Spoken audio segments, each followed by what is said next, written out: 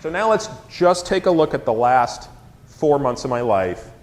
And I put these little pie charts here to remind you of what I did during this period of time. From April until August, I not only increased my total caloric intake from 3,000 calories a day to 4,500 calories a day, I went from eating about 200 grams a day of fat to 450 grams a day of fat, which, by the way, most of it's saturated. I mean, I just inhale saturated fat, as Sean can attest, over lunch today. So what happened? Okay, so the remnant lipoprotein, which I only include this so you can see the total number here, didn't change. Okay, big deal. It's already pretty low anyway. The small, dense LDL, this is the bad guy, which, by the way, you want these numbers less than 40. I was already there eating a modest amount of fat, but then eating super amounts of fat, it didn't change. The large, buoyant LDL, this is the one that actually doesn't harm you, which was very small, doubled. So remember, my total LDL went up. Remember what I said way, way, way back at the very beginning about this whole observational thing about how it was observed that when you ate saturated fat, your LDL went up? That's true. Problem is, back then they didn't have VAT panels. They didn't appreciate this fact that, yeah, your LDL goes up, but it's not the part that you care about. Okay. My HDL went up too, but did it go up in an arbitrary manner? It did not, right? My small, less protective HDL didn't actually change. Remember this one, the one that you want to be greater than 10, which in my case was already 15, doubled. So when Doug Triffin, who's my cardiologist, saw this, he said, this is unbelievable in that I've always theoretically acknowledged that this could happen. I've just never seen it. Because I've never seen anybody stupid enough to want to eat pure saturated fat all day. But theoretically, this is predicted. My triglycerides also went down. Remember, the magic number is 88. You really want, and these are fed, by the way. That's the other thing. We don't do these labs fasting. We do them fed because fed labs are actually more representative of your true state than that artificial sort of I've been not eating for 8 hours. So nevertheless, the magic bogey here was 88. So I went from 112, which again, conventional medicine would tell you is fine. They tell you anything below 150 is fine, down to 81. Again, all I'm eating is fat. Triglycerides are going down. In other words, everything you saw here is consistent with what I just showed you in that study that Steve Finney and Jeff Volk put together. Okay. Last thing I want to show you in terms of personal data, and there was a whole bunch of, I'm not going to get into some of the other stuff just for time, but I want to show you a little bit about insulin resistance. Now, has anybody had one of these fasting glucose studies? I'm sure anyone who's been pregnant has had one of these, but it's a nasty test. So you show up having not eaten for 8 hours, and then they check your glucose level and your insulin level. You then drink a standardized drink that is abhorrent, and then 2 hours later they make you sit in the office, they come back and they recheck those numbers. So you get 4 numbers out of this test. Here's what I looked like in September 2009. At fasting, my insulin level was 6. That was considered normal. My glucose level was 93. That was considered normal. After 2 hours of drinking the sugar water, my insulin level was 36. That was considered too high. And my glucose level was normal. So how do you interpret that? Whoops. Sorry. No, it's okay. Okay. One of those buttons will do it. So the interpretation of that is I was insulin resistant. That's all right. Hit enter. There. That's it.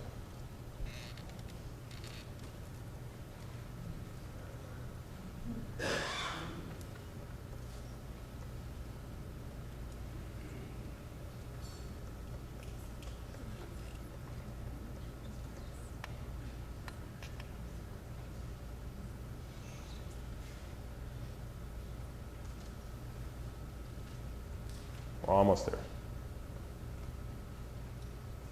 Okay. So the interpretation of this is insulin resistance. We've all heard that term, but here's how it plays itself out, which means to keep my glucose in a normal range, I had to get really high levels of insulin. So am I diabetic? No. I could control my glucose, but I had to do it with really high levels of insulin. Why is that bad? Because remember the graph way back when. Even in the face of normal levels of glucose, elevated levels of insulin are deleterious. This is what explained my problem. This is why I was fat, right? I had these high levels of insulin around all the time. And they were upregulating LPL on my fat cells, and they were downregulating LPL on my muscle cells, and I was preferentially storing fat instead of burning it. And there's a way you can quantify this. There's a beautiful regression model that mimics a very invasive test they can do to test this. Suffice it to say I had a score of 1.38, which was also considered elevated. Anything over 1 is considered high. So here's how I looked in May of 2011, which, by the way, was before I became nutritionally ketotic, but certainly after I'd restricted carbohydrates significantly. Now, my fasting level of insulin was undetectable. It turns out they can't detect levels of insulin below 2. And I was below 2, that's all they could say. And my glucose was again normal. Then I drank the nasty sugar water, and my glucose stayed normal at 83. It actually went a little down. But you can see that I only needed to raise my insulin levels to 16 to do it. And in fact, according to this test, you want to keep it below 27. So now my score was significantly better. In other words, in this period of time, I was able to eliminate insulin resistance. And this is, again, not novel. People that have been writing about this forever. It's just they've largely been ignored. Okay. So just quickly now, let's go over because the inevitable question people ask is, okay, well, so what do you actually eat? All right, so let's see what I actually eat.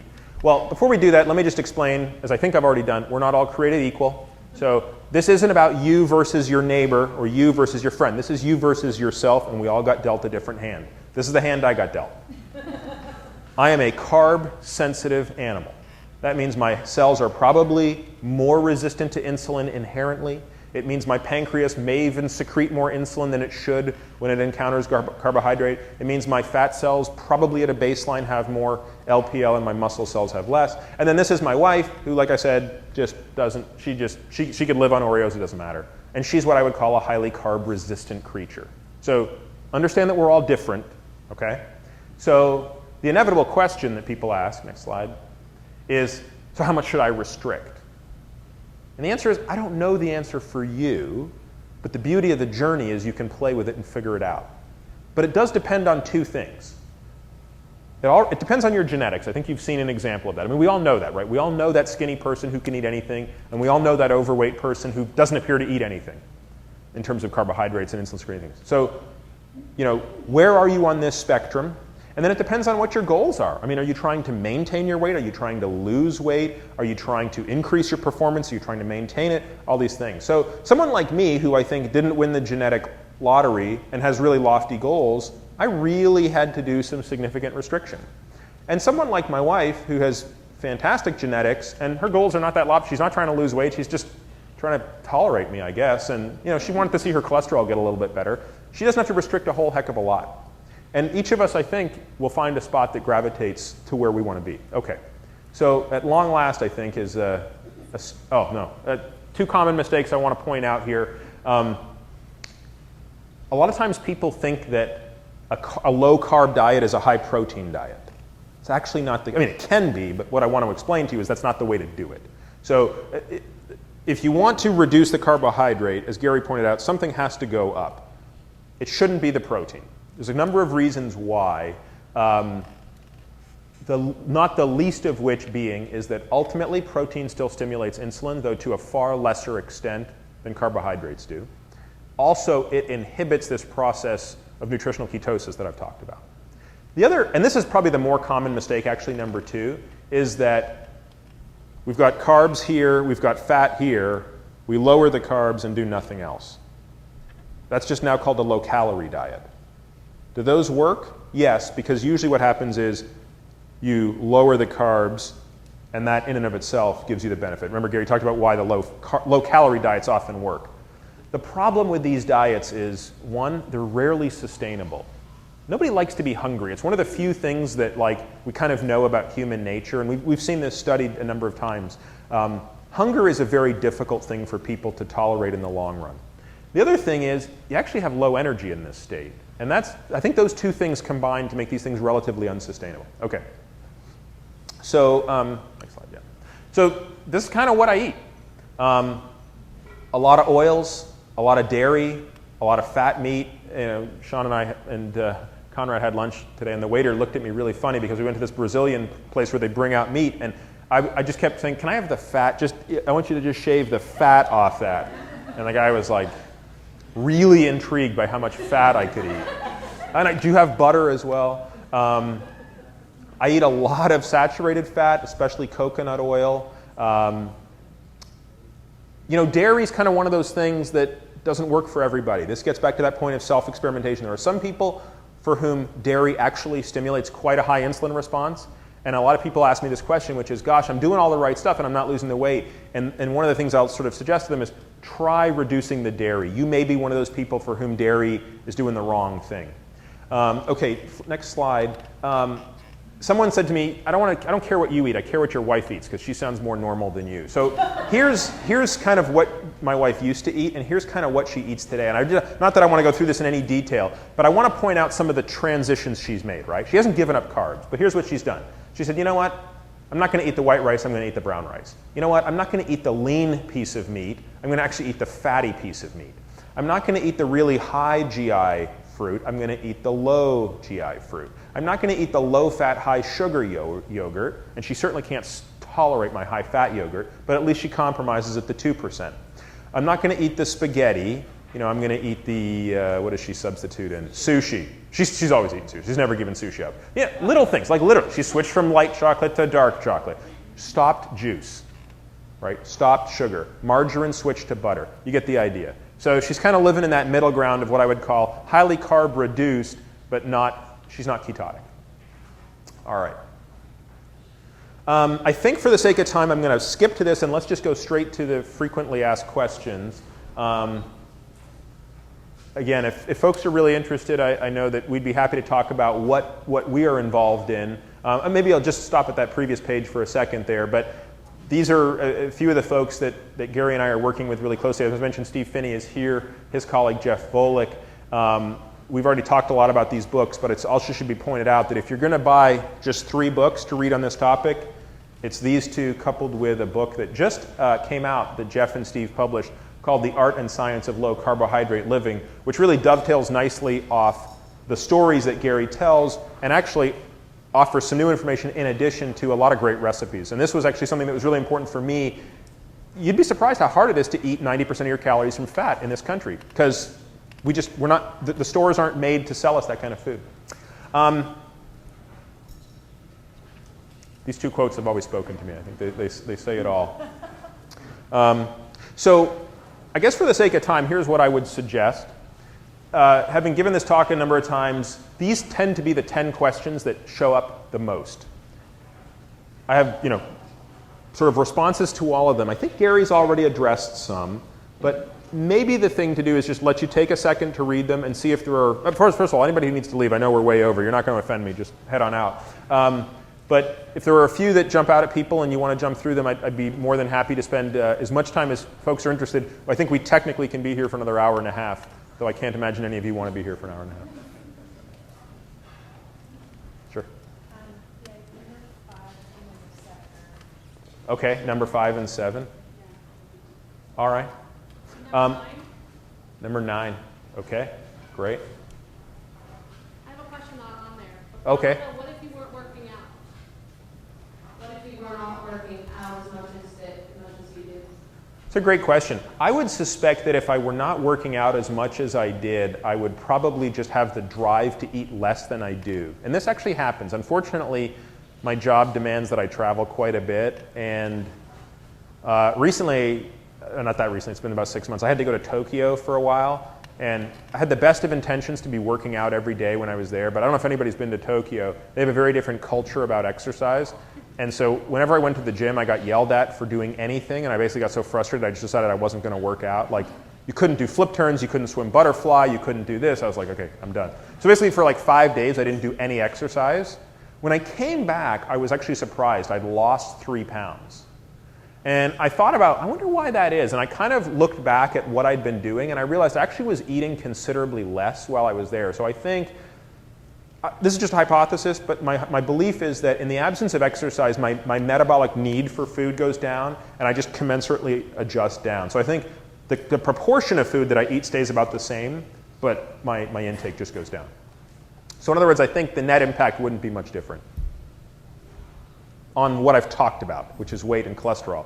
I'm not here to say exercise isn't good. I mean, I'd be out of shape if I didn't exercise. I'd get out of breath walking up a flight of stairs. I wouldn't be able to play with my kid. There's a lot of reasons to exercise, but weight control isn't really one of them. Okay, well, why don't we go to 5? So let's click forward 5 slides. Okay, right here.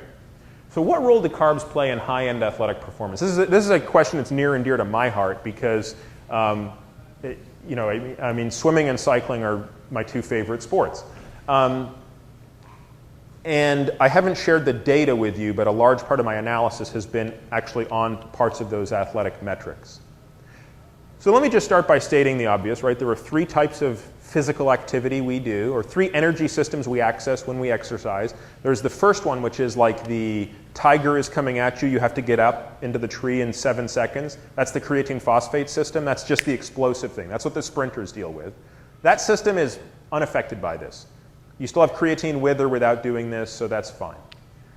You have the aerobic system at the other end of the spectrum, which is when you have sufficient cellular oxygen to meet the demands of what you're doing. So that's what we think of as the long, slow stuff. That actually is enhanced through this system. So when you look at my ability to undergo what's called beta oxidation right now, which is my ability to access primarily fat and even the glycogen I access, it's far enhanced in the absence of insulin than in the presence of insulin. Then there's that middle ground called anaerobic activity, which is that exercise that lasts about 30 seconds to a few minutes. Unfortunately, every swim race I swim is between 1 minute and 2.5 minutes. So that's primarily impacted by this.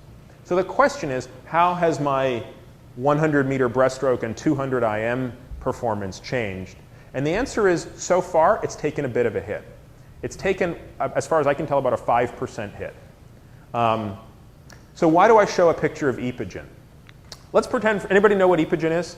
Everybody's heard of this, right? Epogen is a drug that our body, it's a chemical our body produces naturally, but it's now synthetically made, and a lot of cyclists primarily use it because it boosts your red blood cell count. And you can imagine, if you're trying to win the Tour de France, it's very hard to do it without epogen. In fact, I would argue it's impossible to do it without epogen. So many professional athletes take these performance-enhancing drugs. Now let's, again, ignore the fact that they're illegal for a moment. I think that's arbitrary. I mean, seriously, for the purpose of this experiment, would you take epogen if it would help you run your marathon better? And I'm not here to pass judgment. I'm just saying it's a decision we would all have to make, right? There's no doubt in my mind if I took epogen, I would be a better cyclist. I've just made a decision it's not worth the risk of taking epogen because it does raise my hematocrit, and that does increase the viscosity of my blood. And technically, that does increase my chance of having a stroke or a heart attack or something like that. Now, I'm pretty confident I'm smart enough I could figure out how to use epogen and not let those things happen. I just don't feel like taking that risk. Now, Marco Pantani, he's dead today. I don't think it's because of epogen. It's probably because of all the other drugs he was taking. But nevertheless, these things aren't without their risks. Carbohydrates are kind of the same way. If my job were the same as Ed Moses' job here, which is to win an Olympic gold medal, I'd probably have to use every single legal compound known to man to do it. And among them might be certain types of carbohydrates for this activity. This guy's race lasts 1 minute. It is purely glycolytic. But I'm not trying to win a gold medal. And nobody cares about my swimming performance except me. So I've made that decision that for now, I'm willing to acknowledge being 5% slower in a subset of my physical activity for all of the other health benefits that have come with it. I think, let's go 2 slides forward. I think number 7 something. Ah, yes. How do I get enough fiber? So it turns out when I was a good, high carb, low fat guy, I was like a fiber maniac. I remember reading that we were, supposed to eat 30 grams a day of fiber, so I thought, well, I should eat 90 because if a little bit's good for you, a lot's got to be better. So I was like drinking flax seed shakes and just doing all sorts of crazy stuff. How much fiber do I eat today? I probably eat about 15 to 20 grams a day. It all comes in the form of leafy vegetables, which, to quote Steve, I eat only because they are a conveyor belt for me to eat more fat. I don't actually care for leafy greens or fiber or any of that stuff. So it turns out that you can still actually eat plenty of fiber on a carb-restricted diet because, as Gary pointed out, the carbs you really want to restrict are the ones that cause insulin levels to go high, and the ones that contain a lot of fiber don't actually do that. However, I would argue you don't actually need fiber, because the two reasons people think you need fiber are for regularity and to ward off all those horrible diseases. Well, it turns out the regularity issue doesn't really matter if you consume sufficient amounts of fat and sodium. So if your sodium levels and your fat intake is correct, you don't need a drop of fiber in your diet for GI health, or regularity, if you will. The other thing that's, again, just a great example of observational science gone awry is this whole notion that fiber is necessary. And so Dennis Burkitt, who was actually a physician / missionary famous for discovering something called Burkitt's lymphoma, spent some time in Africa and came to the following observation, that there was a subgroup of people in Africa who consumed high amounts of fiber and had low rates of cancer. And you know where this story is going. Therefore, eating a lot of fiber means no cancer.